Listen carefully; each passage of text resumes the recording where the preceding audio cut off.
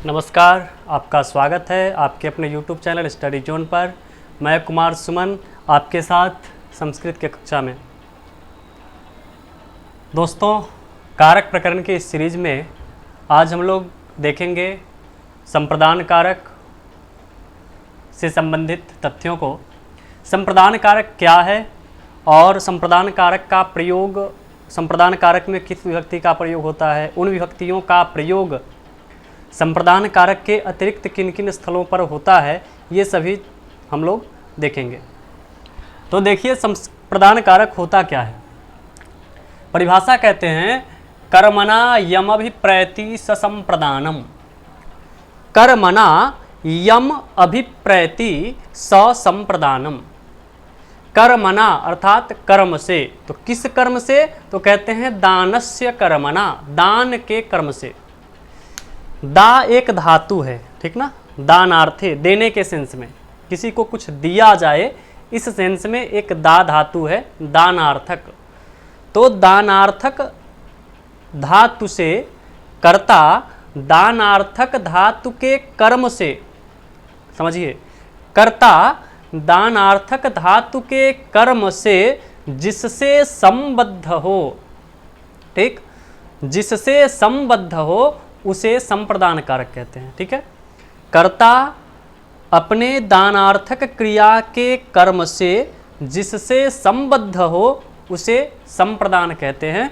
यही कहा कर्मणा यम, कर्म से यम, यम मतलब जिसको, अभिप्रेति ससंप्रदानम, कर्ता अपने, कर्ता दानार्थक धातु के कर्म से जिससे संबद्ध होता है उसे संप्रदान कारक कहते हैं।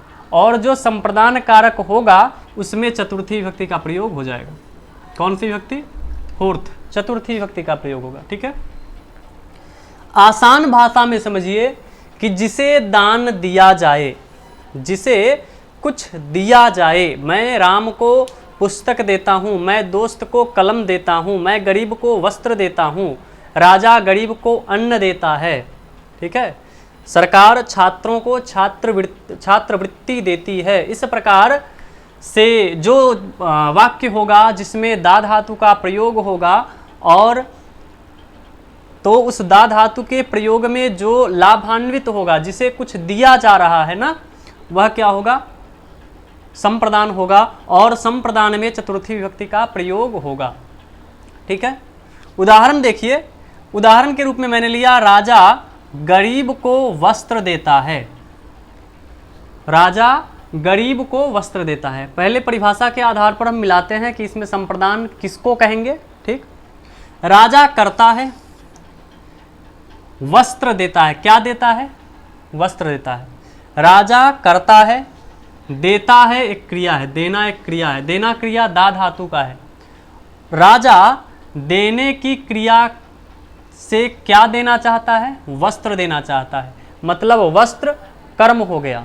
अब समझिए, राजा वस्त्र देने की क्रिया से, या फिर राजा की जो क्रिया है देना, और इस देना का जो कर, देने की क्रिया का जो कर्म है वस्त्र, इस वस्त्र से किसको संबद्ध कर रहा है? इस वस्त्र से किसको संबद्ध कर रहा है? यह वस्त्र किसको दे रहा है? सीधे समझिए कि जिसे कुछ दिया जाए। तो राजा किसको कुछ दे रहा है? गरीब को दे रहा है। तो जिसको दे रहा है वह संप्रदान कारक, और उसमें हो जाएगी चतुर्थी विभक्ति। तो लगा दो, राजा तो कर्ता है, तो कर्ता में प्रथमा विभक्ति, गरीब को संप्रदान कारक चतुर्थी विभक्ति, दीनाय या निर्धनाय। ठीक है, वस्त्र देता है, वस्त्र कर्म है तो कर्म में द्वितीय विभक्ति, ददाती। ठीक है, इसी प्रकार से मैं श्याम को पुस्तक देता हूं, मैं श्याम को पुस्तक देता हूं, मैं,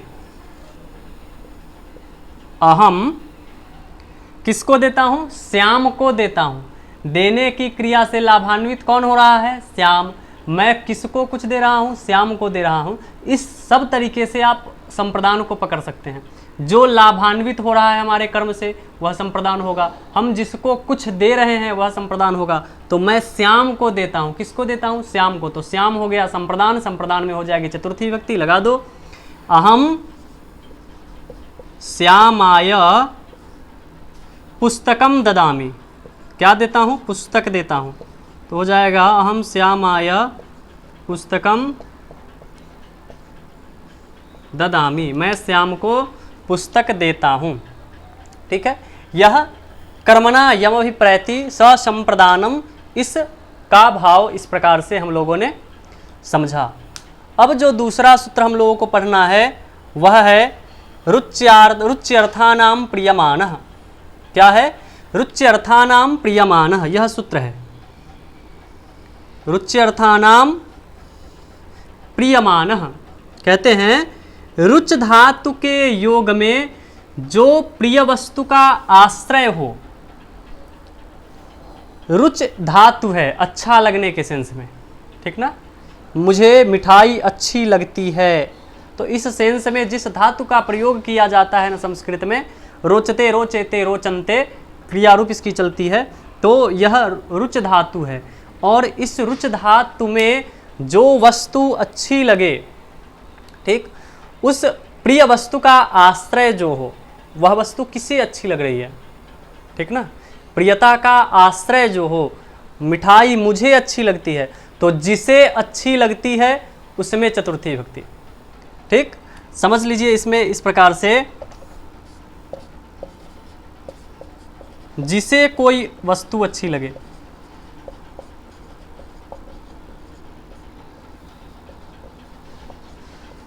जिसे कोई वस्तु अच्छी लगे उसे संप्रदान कारक कहते हैं, ठीक ना। जिसे कोई वस्तु अच्छी लगे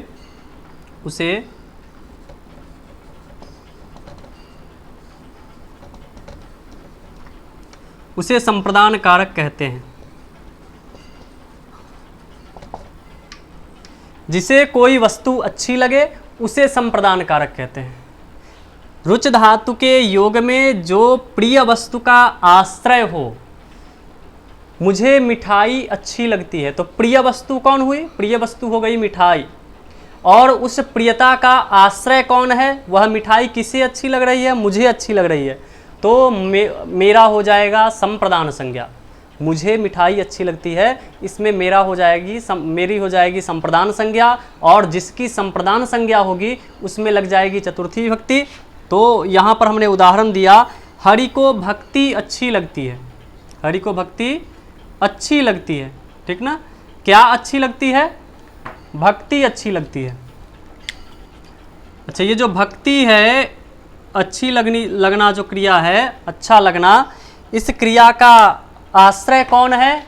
भक्ति किसे अच्छी लग रही है? तो हरि को, ठीक ना। यह हो जाएगा संप्रदान, और संप्रदान में चतुर्थी विभक्ति। तो लिखेंगे हरये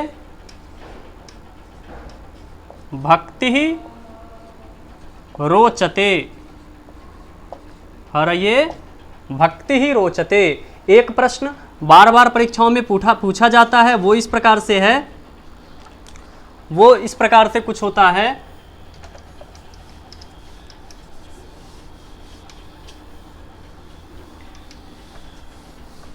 मुझे मिठाई अच्छी लगती है।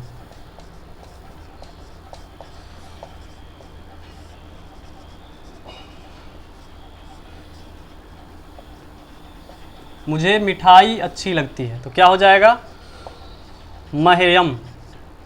देखिए मह्यम क्यों होगा? असमद शब्द का रूप है, ठीक ना। चतुर्थी विभक्ति का प्रयोग करना है, तो एक चतुर्थी, प्रथमा विभक्ति में अहम, द्वितीय विभक्ति में माम, तृतीय विभक्ति में मया, चतुर्थी विभक्ति में मह्यम। अहम, माम, मया, मह्यम। चतुर्थी एक वचन में क्या होगा? मह्यम। तो मह्यम मिष्टान्नम रोचते, ठीक है। मह्यम मिष्टान्नम रोचते, एक और मह्यम मोदकम रोचते, ठीक ना, मह्यम मोदकम रोचते। अगर पूछा जाए मुझे लड्डू अच्छा लगता है, ये भी प्रश्न बार बार पूछा जाता है, मह्यम रोचते, ठीक है। तो इस प्रकार आप समझ सकते हैं इस वीडियो को। धन्यवाद।